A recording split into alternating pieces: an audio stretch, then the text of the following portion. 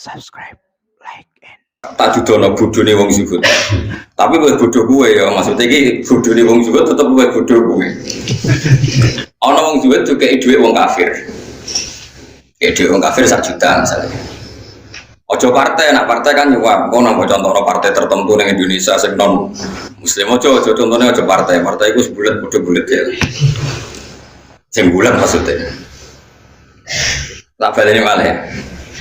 Misalnya Mustafa kan gayanya zuhud, jenggotan dilo, terus kadang bebot rahum, naruh wong, pokoknya modelnya jaga, terus koyo wis soleh-soleh.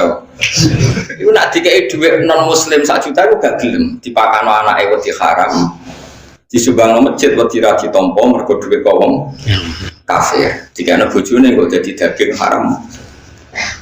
Itu zuhud.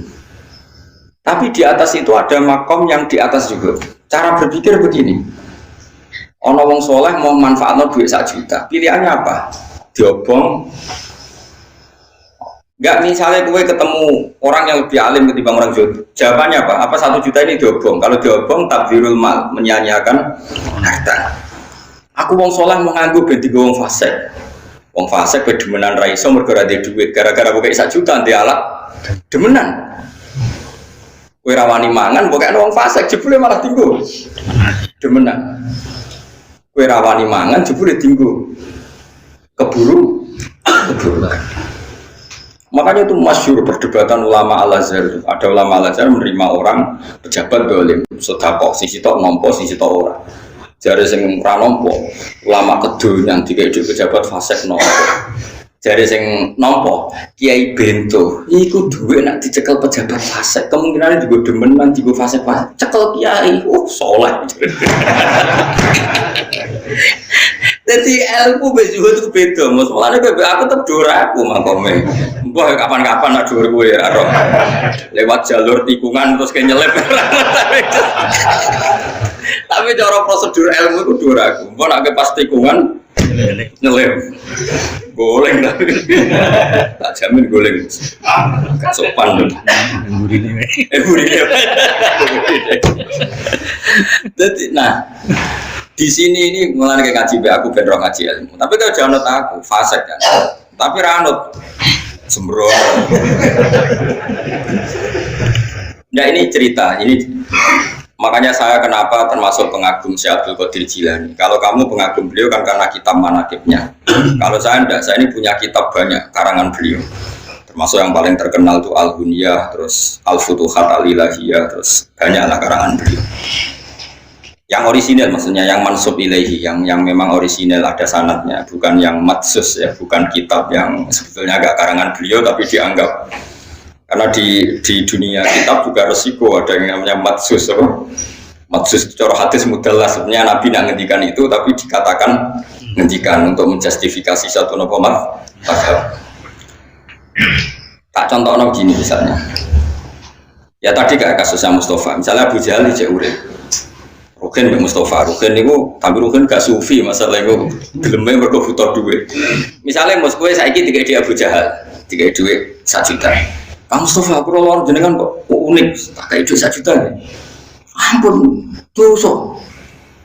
Karena Abu Jahal, Mustafa kei duit ra gelem. Terus digo tombol Abu Jahal, digo tombol. Coba sekarang Abu Jahal pakai itu untuk tombol, untuk judi. Itu kamu sekarang ikut salah enggak? Ikut, karena dengan uang itu kamu pegang, dia tidak bisa menggunakan uang itu untuk judi lagi. Nah itu Rasul punya logika lebih jelimet. Kalau orang zuhud kan asal gak make, ya sudah, supaya gak resiko makan haram. Sekarang kata Abdul Qadir, tapi kalau niru ya, kalau gak kuasa jangan niru. Kenapa para rasul dan para sahabat memakan harta ghanimah? Harta ghanimah itu hartanya siapa juga? Orang kafir kalau perang, orang kafir kalah kan hartanya disita. Namanya harta apa? Harta orang kafir itu kan dari transaksi yang kafir. Mungkin mereka rentenir, mereka jual beli khamr, jual beli anjing, jual beli celeng, macam-macam. Paham ya? Dari semua hasil kekafiran ini dipakai alat perang. Setelah perang kalah, Nabi nggak ngambil itu. Makanya semua ilmu itu ada silsilahnya, Kefuan. Kata Nabi, saya diberi ilmu 5 yang Nabi dulu nggak dikasih. Di antaranya ghanimah. Ukhillat lanal ghanaim walam takhilla li ahadin qabli. Ghanimah di era saya halal, tapi nabi-nabi dulu tidak. Kenapa di nabi-nabi dulu ghanimah tidak halal? Nabi Musa enggak boleh makan rampasan Firaun. Nabi Ibrahim enggak boleh makan rampasan Namrud karena miliknya orang. Tapi kata Nabi untuk saya boleh. Itu lama itu menduga-duga kok aneh. Nabi kok nabi pilihan kok malah enggak boleh, malah boleh memanfaatkan ghanimah. Terus ulama-ulamanya Rasulullah itu kan pinter-pinter. Ternyata kaidahnya adalah darul mafasid muqaddamun ala jalbil masalih. Kalau harta itu dikembalikan ke pasukan kafir yang kalah, taruh saja misalnya tentara, misalnya perang sama Papua yang pengacau keamanan, bareng untuk celeng, untuk babi, terus dibalen, monggo ini gadani jenengan, jadi sate meneh. Aduh disita, tapi coba pangan babi, coba pangan, kok haram aininya, nopo? Haram aininya. Paham ya? Nah termasuk contohnya itu wong wedok kan lagi sing senengane rugen. Nah ana wong wedok kafirah, perang kalah, kan cawe wedok iki jadi aman. Mereka nak bela orang kafir monggo, berarti nanti memproduksi generasi atau populasi atau turunan kafir. Tidak dikeloni ruhin, kan terus ngelahirin keriting mukmin. Manfaat, paham ya? Paham ya? Lagi jenenge amat, nomor. Tapi ojo langsung mek salah sitok kan. Gentinya akad adalah ditunjuk imam ya. Gentinya akad tuh ditunjuk. Jadi misalnya perang, kalau cawe 10, aku imame. Iki rambutnya lurus ya sih Pak Ruhin. Sing gaul celanan sini kayak Mustafa jadi tak silang ben kuapok rumah cak gaul ben bangkrut. Jadi orang kok langsung mek sitok halal harus ditentukan imam. Lah penentuan imam nanti mengganti apa? Akad. Tentu secara psikologi modern kita janggal bagaimana Nabi menghalalkan ghanimah atau perempuan yang kalah di perang. Orang perempuan yang terus di Jakarta cekeli boten yang kalah dalam medan perang. Logikanya tadi perempuan itu kan alat produksi. Kalau dikeloni rugen, itu kayak orang mukmin. Senajan itu bawa ling-ling, tapi tetap mukmin. Keruitan, pelayan, tetap neng musola. Bapaknya merbot musola. Tapi nak dikeloni wong kafir, ya nanti produksi. Lagi lahir di sepul kafir, di umbah meganyu kuning kafir. Cili istilahnya, kloneng untuk gereja. Nah, sekarang pilihannya pertanyaannya adalah menghalalkan ghanimah untuk Nabi Muhammad dengan mengharamkan era Nabi Musa, kualitas ilmunya bagus mana coba? Bukan Nabi Musa. Tak terang orang paham. Bos tak terang subhanallah. Dengan penjelasan seperti itu, paham ya? Halal ghanimah dimanfaatkan sahabat atau zaman Nabi dimanfaatkan Nabi, ambek diharamno zaman Nabi Ibrahim kualitas haram halal apa ini? Apa halal? Kok halal plus darul mafasid. Saiki misalnya aku digarong penjahat, terus contoh gampang aku digarong penjahat, tentu penjahat garong aku bawa senjata.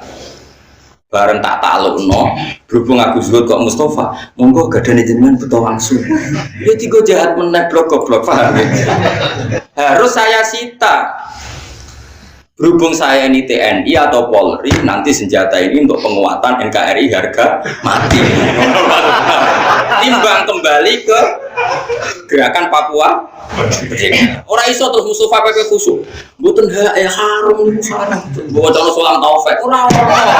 Sulam Taufik yo ngalim sembrono, tetep ora koyo kowe madzhabi. Ujug muni Nabi Musa. Nabi Muhammad sembrono. Paham tak Mas? Artinya gini ya, orang soleh itu tidak akan menandingi ilmunya para nabi, para rasul. Karena ilmu nabi rasul itu lebih akurat. Meskipun cara dohir nyaman yang soleh, dukung dunia subhat atau moh. Paham ya? Tapi kayak Joniru, nak soleh menyeniki satu niru Mustafa, tetap pulau lah setuju. Pulau misalnya nyuwun sewu ono wong kafir nimbang pulau 1 juta, saya tetap milih nolak. Tapi saya secara ilmu tetap bilang menerima itu lebih baik karena dengan saya sita uang 1 juta itu kalau dia berzina ya tidak dipakai zina lagi. Tapi dengan saya kembalikan kan kalau dia berzina dipakai. Kalau dia penyumbang gereja dipakai nyumbang. Dengan kamu terima kan kayak penyitaan, apa? Ku paham tenan to Mas. Ini gak ikhlas ilmu ini aku yakin. Sing khusuk-khusuk ning kene karepe ilmu iki gak ikhlas. Tapi kudu mbok tampa iki ilmu cocok ra cocok kudu mbok tampa. Wes saiki jawab kan. Wayo HP di. Apa wes paham berarti dan. Tapi bahaya di kanggo kowe wayo. Bahaya harus jawab kan. Hukumnya apik wayo nek dipraktekno. Bahaya. Lah itu sing disebut fakulu mimma ghanimtum halalan thayyiba. Tapi ya wattaqullah. Halalnya ghanimah itu halal yang karena alasan darul mafasid muqaddamun ala jalbil maslahah. Mulane ning Quran nek ana wong wedok mukminah hijrah ning gone Kanjeng Nabi padahal bojone do kafir. Terus bojone kafir itu nuntut supaya istrinya dikembalikan. Jawabe pangeran bi fala tarji'uhunna ilal kuffar lahunna khillul lahum wa lahum yakhilluna lahum. Ora iso wong mukminah sing wis saiki Islam dibalekno ning bojone sing kafir. Engko ora dadi produksi wong kafir. Terus wong kafir ngeklaim gak iso mat aku rabi ku entek akeh mahar ku entek akeh biayane yo entek akeh wa atuhum ma'anfaqu. Terus Kanjeng Nabi kena khitab mengganti biaya perkawinan iku hebatnya Nabi. Jadi kalau baleni malah mulane wong kudu ngaji be wong alim ben waras. Aja nuruti rasa mus Islam aja nuruti rasa. Islam ku nganggo ilmu sih, engko lagi nganggo rasa. Ya mulane kalau man niku mau nyun sewu mau wong saleh. Tetap ilmu ini sak ngisore Nabi Dawud. Nabi Dawud senajan to ya rada aneh. Mana perang rabi. Omar gak kowe nak ngomong mutiara. Tapi kan gak iso ngalahno kebatilan. Wong ngomong bijak itu kan ngono-ngono tok, tapi kan gak iso ngalahno kebatilan. Nak Rasul gak. Ngomong hikmah perang ngalahno kebatilan. Gak wani lho man. Cuman gak wis cukup ndere jenengan mawon iku. Saiki gak gelem ngomong duwe kon ana wong alim, ngrasa luwih saleh, luwih ado kosok. Sukat sembrono. Oleh ana ilmu fatwa kudu anut wong alim. Wong alim biasane rada sarap sithik-sithik. Perkarane yo repot panjen. Hukume wis napa? Paham ini perlu kalau sampai no jenengan ngerti. Ya jadi halale mulane kabeh nabi ku mesti apik. Nabi Ibrahim, Nabi Musa diharamno ghanimah. Ya ora masuk akal piye-piye dunyane wong kafir ku dari haram. Saiki wong kafir di dhuwit ana sing rono rentenir, jualan babi, jualan celeng. Misalnya wong Korea Utara, Korea Selatan coba transaksi babi saja berapa miliar. Berarti mereka punya uang dari transaksi uang apa coba? Haram. Makanya wajar saja kalau mereka perang kemudian jadi ghanimah oleh Allah diharamkan ghanimah itu karena materinya dari haram. Asal usulnya dari oke, itu juga satu kebenaran dan itu dipakai Allah untuk menghukumi membimbing Nabi sebelum Nabi Muhammad. Era Nabi Muhammad itu dihalalkan, tapi tidak babinya loh ya, yang sudah berapa uang yang babinya loh, karena babi itu kan haram ainiyah, no? Karena logika yang terbangun adalah jika uang ini dikembalikan ke orang kafir, maka kalau mereka ingin nyerang orang Islam jadi pakai senjata, sing seneng demenan ya digo demenan, kok sing seneng bangun gereja digo bangun. Bagus mana disita sama dikembalikan? Disita. Paham ya? Lah itu berarti menerima ghanimah. Mulane terus fakulu mimma ghanimtum halalan, tapi ya wattaqullah. Karena ini riskan. Paham sih kalau maksud? Paham tenan ora maksud? Menawa kowe nak digarong wong terus pistole karek mbok balekno. Enggak rencanamu. Balekno dene mau nganggo barange wong. Nuken gak ngarah. Mbok balekno kan. Mboten luwih ngalim berarti. Maksudnya luwih sembrono.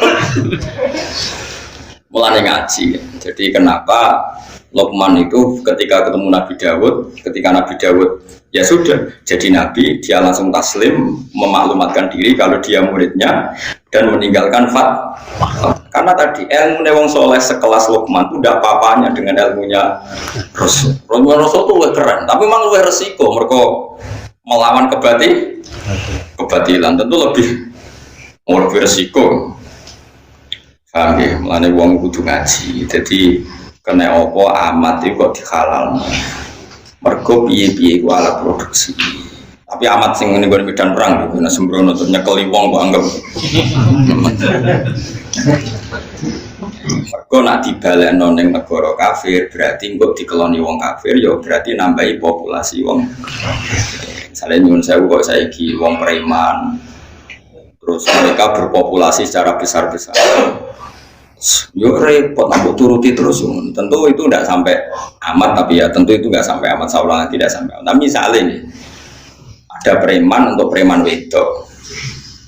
Terus kamu mengesahkan perkawinan. Ono ulama sing darani rasa. Cara aku nak masih mungkin dipisahkan kita setuju yang ulama yang memisahkan. Dengan demikian tidak ada populasi kepremanan. Kok cara zahir preman lanang preman wedok nak duet itu kan yo bahaya nak populasi ini.